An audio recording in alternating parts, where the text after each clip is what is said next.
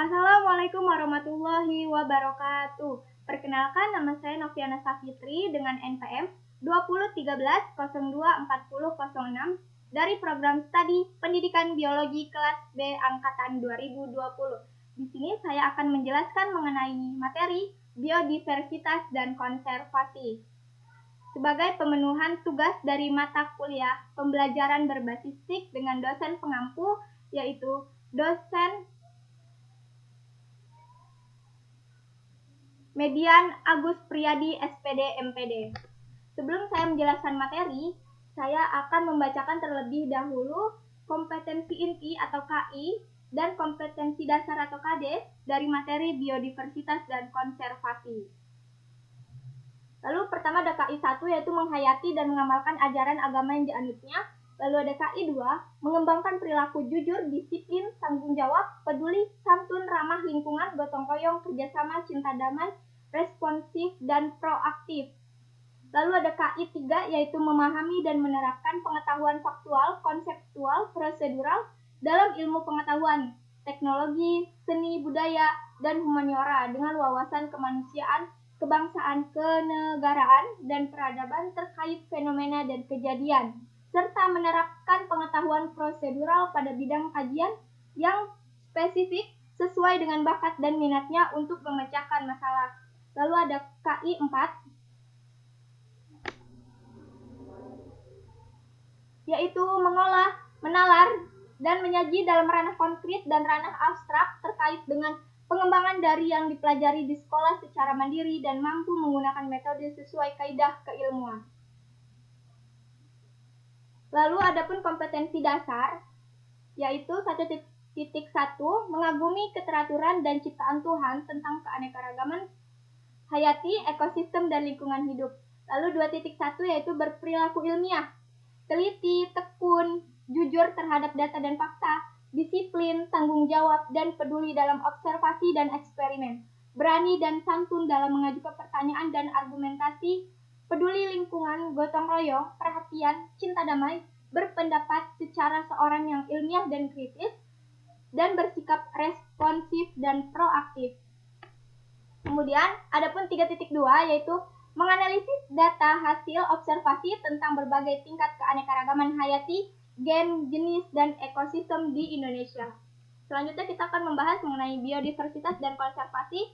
Ada 5 poin, yaitu ada definisi biodiversitas, manfaat biodiversitas, penyebab hilangnya biodiversitas, upaya pelestarian keanekaragaman hayati, dan pentingnya konservasi diversitas biologi.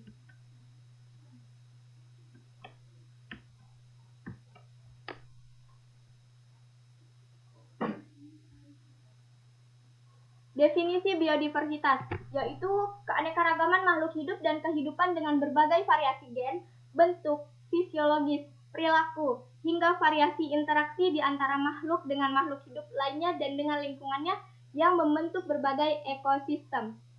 Biodiversitas atau keanekaragaman hayati merupakan salah satu aspek lingkungan yang sangat penting untuk dilestarikan. Semakin tinggi biodiversitas suatu wilayah, maka akan semakin kompleks pula ekosistem dan bioma yang terbentuknya. Jadi dapat disimpulkan bahwa keanekaragaman hayati yaitu adanya makhluk hidup dan kehidupan dengan berbagai variasi gen, bentuk, fisiologis, dan perilaku, dan merupakan aspek yang sangat penting untuk dilestarikan. Lalu ada manfaat biodiversitas, yaitu sebagai bahan makanan, sebagai bahan membangun rumah dan perkakas, sebagai bahan obat-obatan, rekreasi, olahraga atau wisata, kemudian riset dan ilmu pengetahuan, kemudian ada sumber inspirasi spiritual atau keagamaan dan kebudayaan atau adat istiadat. Lalu apa saja penyebab hilangnya biodiversitas? Yang pertama itu adanya pemusnahan spesies dapat terjadi bukan karena manusia dan karena manusia. Karena manusia misalnya itu ada penebangan pohon secara liar dan membuang sampah tidak pada tempatnya. Kemudian bukan karena manusia, yaitu faktor alam yang dapat terjadi misalnya seperti adanya perubahan iklim maupun cuaca. Lalu ada dari segi total hilangnya biodiversitas, efek tidak langsung jauh lebih penting dibanding pengaruh langsung. Jadi efek itu tidak langsung jauh lebih penting dibanding pengaruh langsung. Kemudian ada overhunting, mungkin merupakan penyebab utama punahnya beberapa spesies hewan. Jadi overhunting ini banyaknya pemburu liar yang selalu memburu hewan-hewan yang ada maupun hewan langka lainnya. Nah, hal itu dapat menyebabkan punahnya beberapa spesies hewan. Kemudian ada prediksi terjadinya perubahan iklim global dan perubahan keteraturan musim yang menyebabkan perubahan lingkungan alami berakibat pada peningkatan kepunahan. Jadi ini juga termasuk ke dalam faktor alam, yaitu adanya perubahan iklim global dan perubahan keteraturan musim, sehingga menyebabkan adanya peningkatan kepunahan. Selanjutnya itu ada komponen biodiversitas yang terdiri dari komponen genetik, komponen spesies, dan komponen ekosistem. Nah, apa saja upaya pelestarian keanekaragaman hayati? Itu ada 4. Yang pertama, lebih selektif dalam menebang pohon. Jadi kita juga harus memilih pohon yang harus ditebang itu harus sesuai dengan kriteria. Jangan sampai menebang pohon yang masih kecil. Kemudian ada melakukan penanaman pohon kembali atau yang disebut dengan reboisasi. Jadi setelah kita menebang pohon, ada baiknya kita langsung menanam pohon kembali. Jadi dapat mengganti atau mengatasi adanya tanah longsor dan dapat melestarikan keanekaragaman hayati. Kemudian ada memberikan tindakan tegas pada para penebang liar. Perlu sekali adanya sanksi maupun hukuman jika ada para penebang liar yang tidak mengkaidahkan peraturan. Lalu mendirikan suaka marga satwa untuk melindungi spesies tumbuhan maupun hewan. Lalu ada pentingnya konservasi diversitas biologi. Di sini ada biologi konservasi itu sebuah studi mengenai alam dan status dari keanekaragaman hayati bumi dengan tujuan melindungi spesies, habitat, dan ekosistem.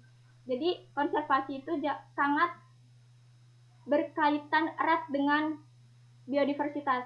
Ada juga Undang-Undang Nomor 5 Tahun 1990 yang berbunyi konservasi sumber daya alam hayati, pengelolaan sumber daya alam hayati yang pemanfaatnya dilakukan secara bijak. Jadi kita harus menggunakan keanekaragaman hayati itu, konservasi sumber daya alamnya itu harus secara bijak. Adapun perbedaan preservasi dengan konservasi, yaitu preservasi itu tindakan yang dilakukan untuk menjaga dan mempertahankan kelestarian alam, sedangkan konservasi itu merupakan bentuk nyata yang diterbitkan hukum ataupun peraturan perundangan yang berkaitan dengan preservasi tersebut. Adapun upaya preservasi yaitu ada 3. Pertama, membuang sampah pada tempatnya.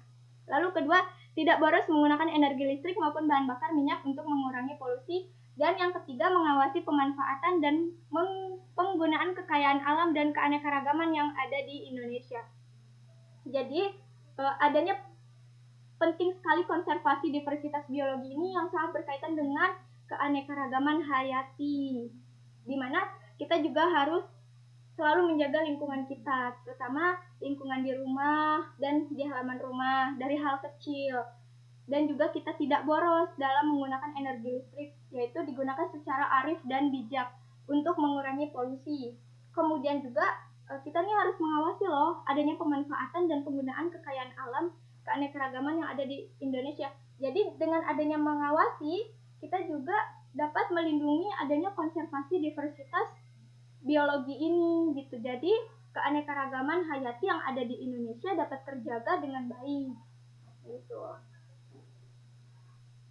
Jangan semena-mena kita dalam menebang pohon secara liar, memburu secara liar, itu tidak diperbolehkan karena ada undang-undangnya tersendiri.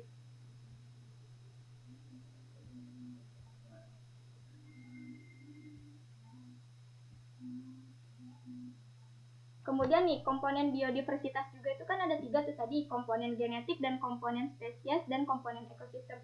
Komponen genetik ini yang erat kaitannya dengan keturunan jenis keturunan. Kemudian komponen spesies ini berkaitan dengan termasuk spesies apa sih keanekaragaman hayati tersebut gitu.